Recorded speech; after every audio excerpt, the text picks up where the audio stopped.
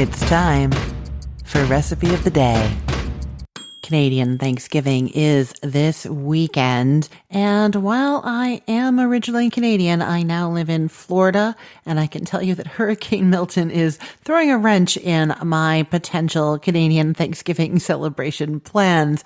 But if you are not in Florida, if you are in Canada, or if you are thinking ahead to your American Thanksgiving plans, today is an episode you really want to listen to. I am telling you all about making the best turkey gravy. Now, to make a really good turkey gravy, you want really good drippings. And so it does tend to be best if you're doing a whole turkey, if you're roasting a whole turkey as opposed to a turkey breast, although you can get good results with the turkey breast, and I will tell you how. The other thing that you can do is to roast turkey pieces. I know I've told you about this before, but if you are not a family that like carves the turkey at the table, and especially if you are a family that really loves like drumsticks and thighs and that kind of thing, you can just buy a whole load of drumsticks and thighs and roast those, and you will get enough delicious drippings from that, and everybody will get a drumstick. So you could do any of those things to make delicious drippings for your gravy. Now, in my experience, you want those drippings to be deliciously flavorful. So the drippings are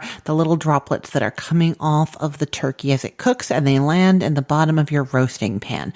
Now, because the turkey is in the oven for a long time, sometimes the roasting pan actually evaporates all the liquid out of those drippings, and they can start burning onto the pan, which is not ideal. I mean, we want that caramelization. I know we do, but at the same time, we do not want them to burn. And so my solution has been to put a small amount of stock, unsalted stock. I'll be talking about salt a lot in this episode, but you're going to be putting some unsalted stock or broth or water in the bottom of your roasting pan. And then as those drippings fall into the roasting pan, they land in the liquid and they're less likely to like evaporate away and burn. And then I just keep topping that up while the turkey's roasting. What happens is the liquid is evaporating and reducing. It leaves some nice brownings on the side of the roasting pan. You can scrape those with a spatula down into your drippings on the bottom and just keep adding to them as needed as the turkey's cooking. I know some people worry about having that liquid in the turkey. They think it's going to steam the turkey instead of roasting it. Trust me, it's going to be just fine, especially if you use my method for roasting turkey, where you get a big piece of aluminum foil and you smear softened butter on it and you kind of stick that onto the turkey for the first while that it's roasting. The butter kind of drips all down the turkey and into your drippings too, flavoring them. And then you take that foil off at the end, and that's when the turkey browns really well. So it's been kind of like a little bit moist cooking with that little bit of liquid underneath, but then gets nice and brown on top. So that is perfectly fine to do that, and you'll have really nice drippings. Okay, once your turkey is finished roasting, you're going to be transferring that out of the roasting pan, letting it rest, doing whatever you're doing, whether you're following my instructions for roasting turkey or you have your own. Now we are just focused on those drippings. So the first thing you're going to do is pour any liquid from that roasting pan into a measuring cup or a fat separator. I highly recommend the fat separator. It is this kind of like big measuring cup that has a spout that takes from the bottom instead of from the top. And so you pour your drippings into there, the fat rises to the top, and then the spout takes from the bottom. So when you pour out of it, you are just pouring those drippings that have been defatted. And then the fat is on the top. We can use that as the fat in the base of our gravy. You can use butter instead if you'd prefer. Okay, anyhow, you're pouring all of that liquid into your fat separator or your measuring cup, and then add some more liquid, again, unsalted stock or water. Unsalted stock is going to be better here. You could do half a cup of white wine. So I will say here, we're making 5 cups of gravy. So the half a cup of white wine is the maximum that I would say for 5 cups of gravy. And since I've mentioned the salt and the unsalted stock twice, I'm just going to transition to that for a moment. Why am I telling you to use unsalted stock? It is because quite often when we make gravy, we leave it simmering on like the back of the stove for a while everything else is getting ready, or we reheat it a couple of times. Even if it's just hot and sitting there, it is evaporating. Some of it is going away. And when you have that evaporation, you are concentrating the flavor, which is great if we're talking about the flavor of like turkey, but not great if we are talking about the flavor of salt. And that is how you end up with gravy that's really salty. You think it's good. You tasted it early on when you were making it, and then you go to serve it and it's too salty. So I strongly recommend that you use unsalted stock wherever possible. And if you're making your own turkey stock, which we're going to talk about in a minute, don't add any salt to it at all as you're making it. Don't add anything with salt in it to your gravy. You can still taste it and see if you're tasting nice, strong turkey flavors. If you're adding herbs, you can taste for the herbs, but don't worry that it's not salty enough. And then just before serving, the last thing you do before serving your gravy is give it a stir, give it a taste, then add some salt to taste, stir it again, then pour it through a fine mesh sieve, which is going to remove all those lumps and stuff, and serve it immediately. And then you're going to have not salty gravy. So that is why I'm going kind of on and on about like unsalted stock. Okay, let's go back to where we were. So we took the turkey out of the roasting pan, and then we poured any liquid from the roasting pan into our fat separator or measuring cup. Then you're going to add more unsalted stock to your roasting pan and use a rubber spatula to really scrape up everything in there, the sides, the bottom, get all the little brown bits up and pour that into your fat separator or measuring cup with the other drippings. Now, if you brined your turkey, which is something I do love to do, and I will link to my turkey brine recipe for you because it is a flavor powerhouse for sure. Now, if you've brined your turkey, and even if you haven't, your drippings could still be too salty. It's a good idea to taste those drippings and make sure they taste really good. Now, if you did brine your turkey or for any reason you don't have good flavored drippings, don't worry. I am linking to a recipe for making gravy without drippings, and you can always use that if something goes wrong or if your drippings are too salty or don't taste good. You can also use that recipe if you are grilling or deep frying your turkey or anything that doesn't get you nice drippings. You can use the gravy without drippings recipe. And then actually you can make that ahead of time. And then if you do get some nice drippings, you can add those into that gravy if you'd like. And actually, even if your drippings are too salty, you can add those as that last little bit of saltiness. Remember what I was just talking about? So you wait, you taste your gravy at the end just before serving it, and then pour in a splash or two of those overly salty turkey flavored drippings as your salt, right? Okay. So that is what you do if your turkey is brined. And I will just say here that those drippings, everything we've just done, that all works for the turkey breast as well. So if you are roasting a turkey breast, put a little bit of liquid in the bottom of that roasting pan, and you won't get as many drippings coming off the breast as you do from a whole turkey or from dark meat pieces because it's leaner, but you will get some, and you're still going to have a nicely flavored dripping base for your gravy. Okay, so you have your drippings, and they are separated into a layer of fat and a layer of liquid because the fat has risen to the top. Now we need to assess if we have enough drippings. So in general, it's recommended that you make 1/3 of a cup of gravy per person, but I like to have a little bit more than that because I like leftovers and I just always like to have more of everything. So I sometimes go as much as 1/2 a cup per person. So that's why I have this gravy making 5 cups. That's going to feed easily, 10 to 12 people, which is a pretty good amount for like a Thanksgiving turkey kind of dinner. If you have more people, you're going to need a bigger turkey and then you're going to make more gravy. But assuming that you want 5 cups of gravy, you're essentially going to need 5 cups of liquid. So now you have a look at your drippings in the measuring cup or the fat separator, and not counting the fat at the top, how much do you have? It's probably not going to be 5 cups. And so you make up the difference of those 5 cups with, as I said, that maximum 1/2 cup of wine, which you might have already poured into your roasting pan, in which case you would not use wine now.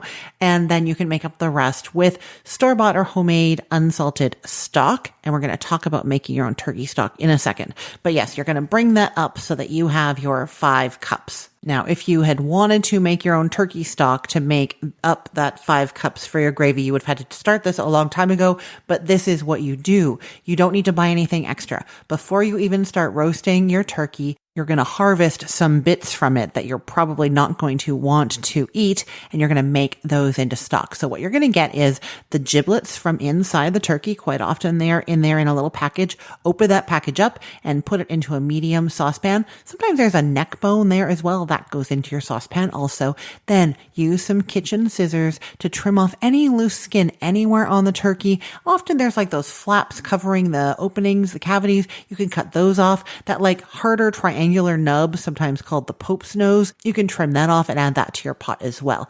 Now, finally, if you are not going to be serving this at the table, like carving your turkey at the table, and if you don't care about it looking perfect, you can trim off those turkey wing tips, also using sharp kitchen scissors, because they tend to get overly dark and don't have a lot of meat, so nobody's going to really want to eat them, and they make great flavor for your gravy. I will say I don't do this anymore because there is a certain member of my family who likes to chew on those wingtips, so I leave those for them. But you put all of those things into your saucepan and then you add some aromatics. I usually do a quartered onion, leave the skin on. It adds a touch of color to your broth, which will add color to your gravy. You can add in some garlic cloves, 6 or 7 of them even. Don't have to peel them, just put them in there.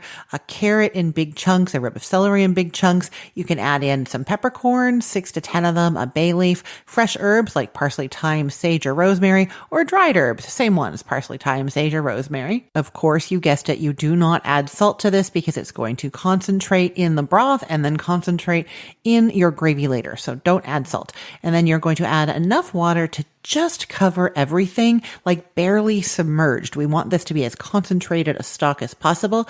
And then you're going to bring it to a boil over high heat and then drop it down to a simmer for an hour or two.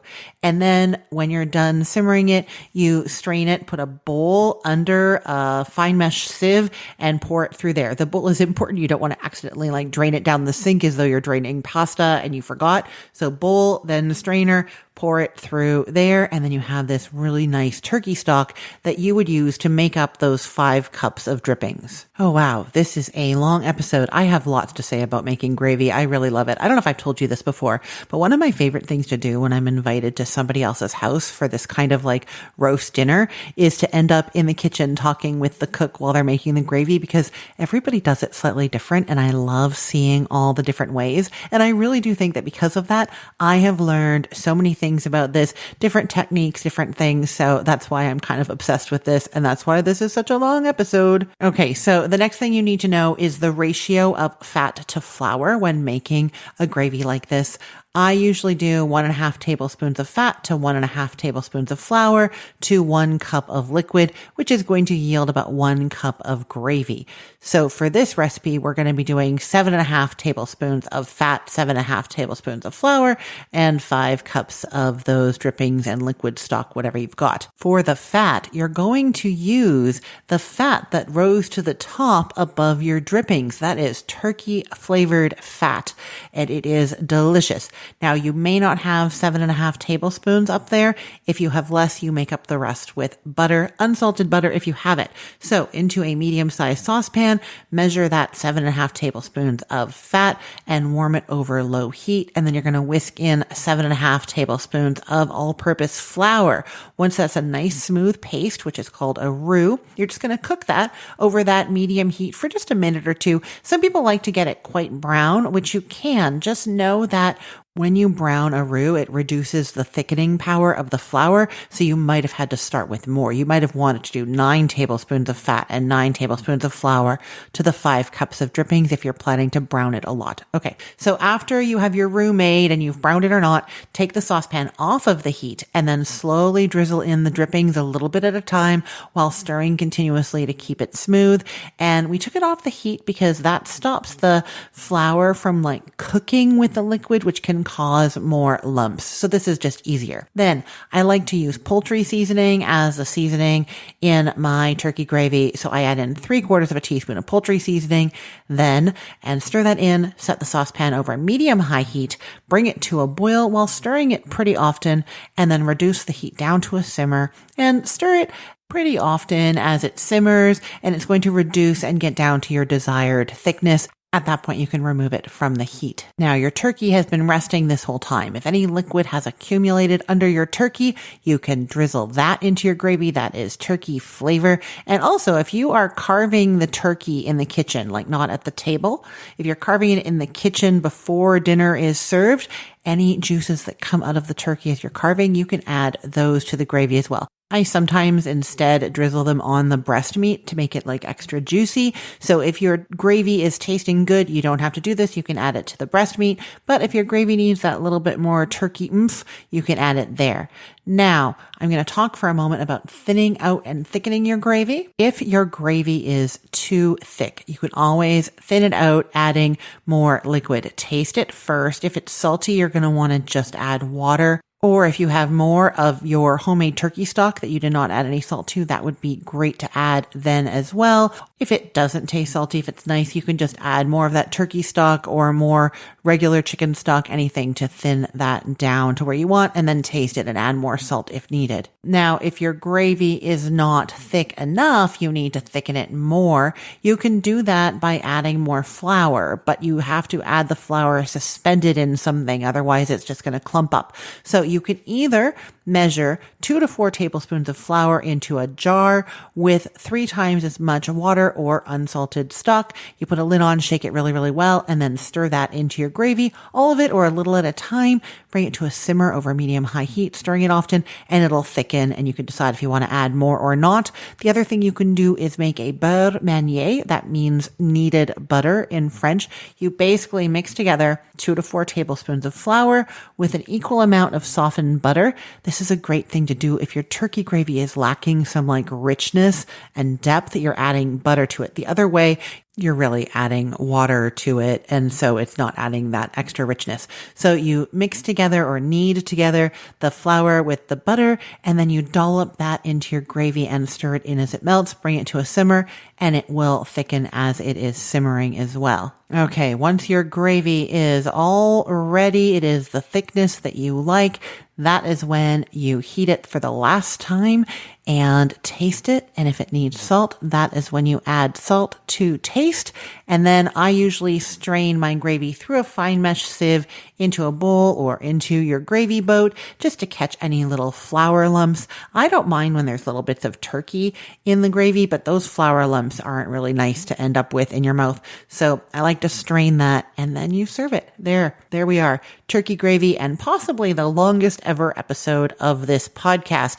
I hope you learned a lot. I will put the link to this recipe in the show notes for this podcast episode, or you can head to cookthestory.com/ROTD and get it there. Everything there is arranged by date, so it's helpful to know that today is October 10th of 2024. I am Christine Pittman from cookthestory.com, thecookful.com, the all-new chicken cookbook, and from this podcast, Recipe of the Day. I hope you have a great day. Let's get cooking.